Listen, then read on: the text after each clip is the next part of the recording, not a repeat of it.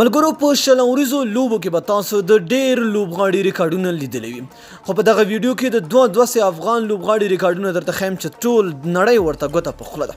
دا چې د لوبغاړي کوم دي او کوم ریکارډونه جوړ کړي دا راسره په دغه ویډیو کې وګورئ. ګرانو لیدونکو السلام علیکم. په افغانستان کې کرکټ ډېره پراختیا پیدا کړې چې نړیوال تر اوسه ورته ګوته په غاښ دي. دوی چې کله د افغان لوبډلې لوبې ګوري یوازې حیران پاتې کیږي. تاسو به په شل اوریزو سیالیو کې د نړۍ ډېری لوبغاړو سلیزې لیدلی وي، حتما به تاسو هم خوند ځینې اخیستی. افغان لوبغاړي که څه هم د شل اوریزو لوبو پوره او بشپړ صلاحیت لري، خو لا نور کار ته هم دوی اړتیا لري تر څو له دې هم زیات طاقت او ځیرکې شي. تر اوسه افغان لوبډله کې 2 افغان لوبغاړي سلیزې لري چې په خپل خطرناک اننګز کې د مخالفو لوبډلو خلاف جوړې کړي دي. لومړی محمد شهزاد محمدي دی چې په شل اوریزو لوبو کې د افغانستان لپاره په یوه لوبه کې 118 منډې جوړې کړي او سلیزه یې د افغانستان کرکټ په تاریخ کې ثبت کړی دی.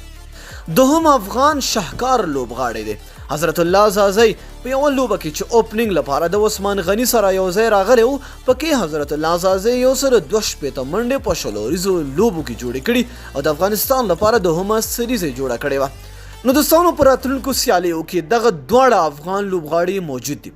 نو تاسو د چا څخه ډېره تمه لرئ چې د افغانستان لپاره به سلیزې جوړې کړي؟ لاندې په کمنټ کې نوم موږ سره شریک کړئ. تر بیا بلې ویډیو د الله په امان په دعاګانو کې مې یاد ساتئ.